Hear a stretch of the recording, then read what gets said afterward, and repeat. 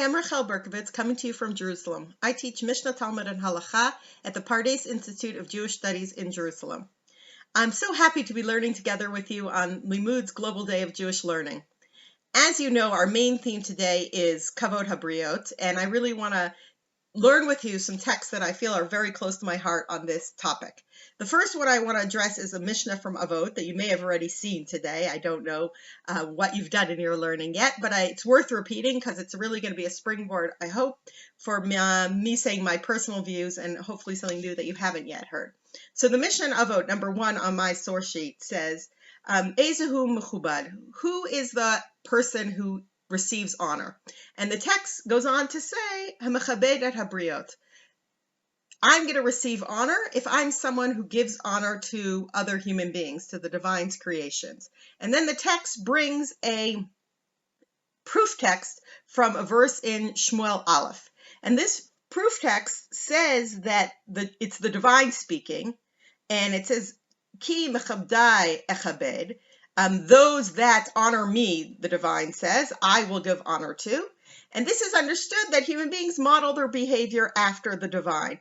Just the way the divine sort of sees a reciprocal in the way that those people treat the divine, then the divine will treat them in turn. So too with human beings, right? The Mishnah asks who's going to be honored. And human beings are going to give honor to a person who gives honor to other human beings. And that's sort of the nature of the way that human beings work, modeling themselves after the divine. I would like to suggest an alternate idea. I would like to suggest that giving honor to the briot, giving honor to other human beings, treating other human beings with dignity is the same as honoring the divine. And thus, the divine will grant human beings honor if they treat other human beings with dignity and honor, because that is equivalent and the same as giving the divine honor, and that the proof text is a direct support of my behavior and then the divine's reaction to it. And this view that how I treat others is really a reflection of my understanding of how the divine works in this world. And my relationship to the divine, I would say, is one of my core beliefs as a religious person. And I think that this view, to me, is reinforced in the texts I spend my time learning in the Mishnah. And I'd like to share some examples of that with you. In the beginning of the entire corpus of the oral law, at the beginning of the Mishnah, in Masechet Berachot, the first tractate, the text opens with a discussion of the ritual of the recitation of the Shema, of saying Kriyat Shema. Now, as you know, the Kriyat Shema is sort of the basic faith statement that the Jew makes, which is sort of the core identity that the divine is one in this world. And it makes sense to open the entire Mishnah with that as the first ritual, because the whole rest of the oral law is going to be irrelevant if you don't buy into that faith statement. And so the tractate opens with devoting a lot of time to outlining and delineating what this ritual of Kriyat Shema is. And so at the beginning of the second chapter, it opens by sort of trying to give the rubric and structure for how one fulfills this mitzvah. And the awkwardness about the Shema, and I don't use that word lightly, is that the Shema is just verses from the Torah, right? When you do Kriyat, the reading of the Shema, you're reading some verses from the Torah. And so how do I turn an act that I could read the beginning of the Torah, the end of Torah, all parts of Torah, and that would be meaningful, it would be called Torah learning, right? But how do I turn that into this faith statement ritual? How do I turn it into the mitzvah of Kriyat Shema? What do I have to do that's different, and that these readings of these verses will be different than any other readings of verses that I do? And the Mishnah in the second chapter opens with exactly that question. It says, what? Haya koreh b'Torah v'higia zman hamikra. Right? Someone's just reading from the Torah, and suddenly it becomes the time to say the Shema. The sun rises or the sun sets. And how do I now turn what was just my regular everyday Torah learning into the mitzvah of Kriyat Shema? And the text says, Im kivein libo yatsa, v'im lav lo yatsa. I have to direct my heart. I have to direct my mind. I have to have some level of kavanah, intentionality in what I'm saying. And if I do, I have fulfilled my obligation. I have turned this into something other than Torah reading. I've turned it into the ritual of reciting the Shema. And I think we know that we associate the Shema with some level of intense concentration and being present because of what it represents and what it means when I say it. Now, in the rubric of this chapter, they're defining all sorts of things that if you do it like this, you fulfilled it. If you haven't done it like this, you haven't fulfilled it. And if you just glance at source number 2 on my source sheet, you'll see where I bolded it opens with, Yatsa, Lo Yatsa, and then in Mishnah Gimel, you have Yatsa and Lo Yatsa again. And they're sort of really giving you the structure from the rabbi's point of view of how one does this mitzvah of Kriyat Shema. And what's so fascinating is right in the middle of this flow, right when I'm supposed to be having this kavanah of reciting the Shema, the text tries to distract me. It interrupts the flow of the text with a discussion about interruptions. And this is what I love about the Mishnah, that it's the literary style of the Mishnah reinforces the themes that the Mishnah is trying to convey to us. And so what's going on here? Why suddenly do I have an interruption in my text about interruptions? And what do I mean about interruptions? The text describes a dispute between Rabbi Meir and Rabbi Yehuda about what happens when I'm saying the Shema, right? When I'm supposed to be so focused, right? The Mishnah doesn't have the idea of covering your eyes, but the fact that we cover eyes today is a reflection of that intense focus that we are supposed to have with ourselves and with the divine. What happens if another person greets me? What happens if another person, while I'm doing this important faith act, says, "Hi, Rahel, how are you?" Do I respond to them? Do I greet another person when they enter? What should my relationship to others be when I'm saying the Shema? And as I said, the text presents a dispute. There are 3 variables in the dispute that they both agree, that Rabbi Meir and Rabbi Yehuda agree that these are the variables, it depends on what my relationship with the other person is. Do I fear the other person? Is it someone I want to honor? Are they just a regular Joe Schmo person that I know or don't know even, that I don't have a particular relationship with? And then there's a question of where in the Shema am I? Obviously, if I'm in the middle of a paragraph, it's much more severe interruption and distraction than if I'm at a paragraph break. And Mishnah 2 here delineates what the paragraph's breaks are, right? Have I just finished Vayam Shemo and I'm about to start Vayomer? Did I just finish Vayahafta and I'm going to start Vayam Shemo? Obviously, it's a less severe interruption if I greet or respond to a greeting at the break. And lastly, they make a distinction that obviously to initiate the greeting, if I would initiate the greeting with another person, it's a more severe interruption versus if I'm just responding to somebody else. And what's very interesting here is that I just want to focus on Rabbi Yehuda's view, which is the view that sort of ends the Mishnah, right? And so the Mishnah leaves us with this note. He says that if I'm at a paragraph break, I can be Meshiv Shalom L'Kol Adam. I can respond in greeting to any person or to all people. It doesn't matter who they are, what my relationship is. I'm in the middle. I'm about to go from V'hafta Vayam Shema. I can turn around and say, "Thank you, I'm fine. Thank God I'm fine. How are you?" Right? And I can move my focus to the other person. And this is fascinating, right? Why in the location where the Mishnah is defining for us how we fulfill the mitzvah of Kriyat Shema, does it have this interruption? And why are we allowed, when we're supposed to be so focused on making this faith identity statement, why are we allowed to respond to another person? And that's what I want to focus on. And to help us unpack this, I want to look at another text that appears at the end of the entire tractate.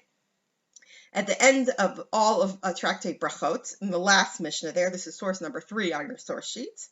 The Mishnah says something very interesting. It says, "Hitkinu shi'eh adam shoel et shalom chavero b'shem." The Mishnah, the rabbis of the Mishnah made a special decree that a human being could greet their friend, right? Shoel et shalom chavero, right? So it's the same terminology that we had in our Mishnah about the Shema. Right? That's to be shoel shalom is how we say greeting, right? We say ma shlomcha, ma shlomech, how are you? Right? In English we say how are you, but we're really in Hebrew asking, how's your shalom? Are you shalem? Are you whole? How are you doing? Right? And the text says we're allowed to greet another person invoking the divine's name, And it quotes a verse from Ruth where Boaz goes out from Beit Lechem and he sees the people harvesting, and he says, right, it says, V'hinei Boaz ba mi Beit Lechem vayomer lekotzrim Adonai machem vayomru lo yivarechecha Adonai. And so I was careful to read that whole pasuk to you because I come from a tradition where we don't invoke God's name all that often, but when you're reading a pasuk, you can say God's name the way you say it in prayer or the way you say it when you say a bracha. But the purpose of this mission is to say that a somewhat radical thing that we don't even do today, that when I greet another person, I can actually invoke the divine's name in that full saying of the divine's name the way I would in saying the Shema or in saying a bracha or saying a tefillah. And this to me is fascinating. And so the language of Shoel Shalom appears, these are the only two places it appears in the Mishnah and Brachot. And I see them as the flip of one another, right? I have on the one hand that when I'm reciting the Shema, I can pause and greet another human being, respond to a greeting of another human being. And that when I'm greeting another human being, I can invoke the divine's name as I do in Tefillah, as I do in Shema. And so what is the text saying to us? To me, this is what I think. I think that the text is saying, right, if you are making this identity statement about the divine, that the divine is one, and the divine is the creator of all things, right? And while making that statement, another human being is standing before you, right, who is created in the image of the divine, who has a spark of the divine within them, and you totally ignore them, right? They're saying to you, "Hi, Rahel, how are you?" And you're like, just your eyes are covered, you're not focused on them, you totally diss them, right? They are going to feel extremely hurt, extremely insulted. And I think that the Mishnah is saying to you, you don't know what it means that Hashem is Echad if you could treat another human being like that. If you could be so focused on trying to say something about the belief in the divine that you ignore another Bria, a creature who's created in the image of the divine, who's standing right there, who wants your attention, who wants to interact with you, who wants your respect, then you don't know what it means to do the mitzvah of Shema. And you don't have the proper kavanah when you're doing the mitzvah of Shema. And so it's clear that the mitzvah of Shema has to incorporate how I interact with others if I'm really to understand what it means that Hashem Elokeinu Hashem Echad. And that idea then gets transferred, that when I encounter another human being, and I really want to get to the heart of how they are, maybe not in that flippant way that we go, "How are you?" "Oh, I'm fine." But I really want to look at them and I want to say, "Ma shlomech?" How are you doing? How are you at your core? Are you shalem? What's going on inside of you that I really want to see that person for who they are? And that means seeing the Tselem Elokim, seeing that divine spark that they're created in the image of the divine. That is a moment where I, of course, can invoke the divine's name, because that is an encounter with the divine that is deserving of that divine name to being uttered. And so the greeting the person is part and parcel the same act as the mitzvah of Kriyat Shema, because how I interact with others is 100% a reflection of how I treat the divine. Okay, I want to build on this with one more text that I think will add to this understanding, and to me is a very important text, especially in this time period where there is so much fragmentation between people, so much disagreement between people, so much difficulty trying to respect and relate to others and feel connected to others that are different than us. This challenge, I think that the rabbis also knew of and acknowledged. And this is a very important Mishnah from Masechet Gittin. It's a Mishnah that appears in this sort of Berkovits, a collection of Mishnayot that are talking about Tikkun Olam, fixing the world. And at the end of this sort of unit, there's two Mishnayot that focus on Mipnei Darkei Shalom, of bringing in the interest of peace. And so we have this word Shalom again, and we're going to see it. And I didn't bring you the whole two Mishnayot, but I brought you the beginning. It says, Elu Devrim Amru Mipnei Darkei Shalom. This is source number 4 on the source sheet. What are the things the rabbi said in the interest of peace? And it lists 10 things. We're going to just focus on a few of them. The first one is one that you may be aware of, because Some traditional denominations still do this. It talks about the public Torah reading and the order of the aliyot. That the Kohen should get the first aliyah, Levi second, then Yisrael, Mibnei Darkei Shalom. So there shouldn't be infighting in this core group. I know this might come as a shock to you, but synagogue is a place where there could be a lot of fighting about how people feel, if they've been respected, disrespected, or not. And so the Mishnah wants to address that. That's the beginning of the text. The second Mishnah moves away, right? So the Mishnah starts with your core community, people that are similar to you, people that you're going to the same synagogue as, and surrounding the Torah have the same beliefs as you. And the second half of the Mishnah, the second Mishnah that links to Darkei Shalom, opens with 3 different cases. The first 2 have to do with interactions between women and friends of theirs. And what's fascinating is each of these examples is going to be about people who have different belief systems than you. So we started at the beginning of the Mishnah with people who have the same core belief systems to you.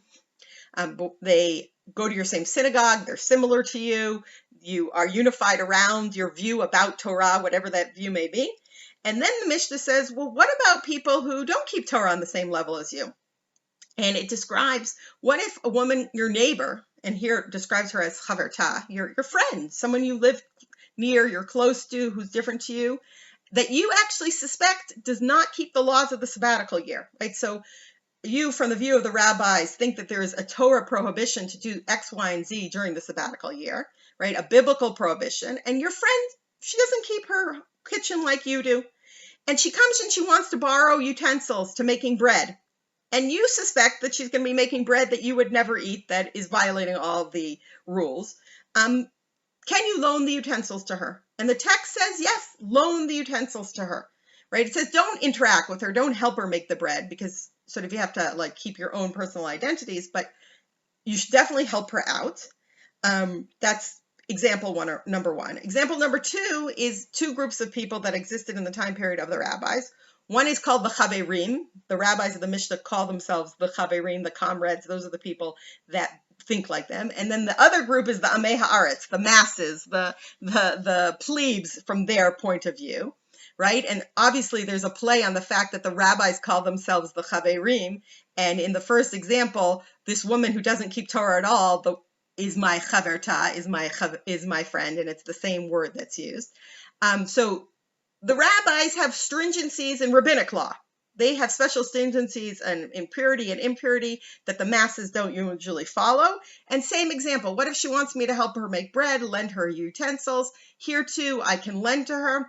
I can interact a little bit more, but at the moment when I think that the bread might become impure and violate a prohibition, then I need to step back. And the text says both of these things are done mibnei darkei shalom. That even people that I fundamentally disagree about my core beliefs, my core identity, I need to interact with them in shalom, right? I don't want them to feel upset or hurt by my behavior. They want to be treated with respect. They want to be treated in a neighborly way, and I should do that. And then the text, the sort of final example there were 10 examples, we didn't read them all, of how to interact with the world with shalom, is an example between Jews and non-Jews. And it says that during the sabbatical year, we go back to the sabbatical year where Jews are forbidden to work the lands, but non-Jews who don't have to keep the Torah, they're allowed to work the land. And that's actually beneficial to Jews, right? It says, Machzikim yedei goyim b'shvi'it, right? I can strengthen their hand. And Rashi here thinks like literally I can go in the field and I can help them. Because it's actually beneficial to me that they have different belief system than me, right? They can work the land, and that's going to help me have food and produce during the sabbatical year.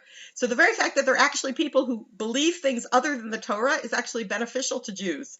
And we can strengthen their hand. And then the whole Pierre de Resistance, I didn't say that well, oops, of the Mishnah is the ending line, V'sholim b'shloman mibnei darkei shalom. So we have like this double reinforcing of the shalom. The non-Jew, I can greet them. We have the shoel shalom. That now, once we get to this Mishnah, and we've seen already in the Mishnah what this means, right? And I do that because of shalom. And here all the commentaries say, even on their holidays, like even if I say, how you doing? And they might say, Baruch Baal, or Baruch another God or some system that I don't believe in, that's literally antithetical to me, I still ask them about shalom. And Rashi adds, right, that the word shalom itself is the word of the divine, is a name of the divine. And that I'm placing on the non-Jew the name of the divine, and that's okay. In fact, not only okay, this Mishnah says it's encouraged. This is how you should interact with them. In order to create shalom between human beings, I should greet them and want to know how they are and say how you're doing and have neighborly relationships with people that are different than me. Because, and this is my understanding of it, of the text that I shared with you, because those people are created in the image of the divine. And even though they're fundamentally different than me, there is something similar to me, that they are God's creations, right? And to me, this is what's so fascinating about this phrase, kavod habriot, right? It could have been kavod ha'adam, kavod b'nei adam, right? Why did the rabbis choose the phrase kavod habriot? And the word briot is obviously a word that means people, but it comes from the word bria, from creation, is I think to remind us of this very fact, that we were all created in the image of the divine. Right? The Mishnah in Sanhedrin, the last text on your page, says that the divine created Adam alone as only one first human being. Why? Why did the divine do that? Right? So, Mibnei shalom habriot, shelo yomer Adam lechavero, Abba gadol me'avicha. Right? To create peace between creations, to the creations, that one human being won't say to another, my father is greater or better than yours, right? Because we all come from the same source. We all stem from that one first bria that the divine created in Adam. And so I know this was mostly Torah text, but I hope, to me, Torah text is my core belief system. And I hope that you've learned something about why I believe that equality between all human beings, Jews, non-Jews, men, women, all genders, all skin colors, all nations, why one needs to treat other human beings with kavod and with shalom, to me, is linked to my core belief as the divine of the creator of this world, and that each and every human being is created in that image, and thus deserves my respect. And by giving them my respect, I am also giving respect to the divine. It was lovely learning with you. I hope you have a continued day of meaningful learning.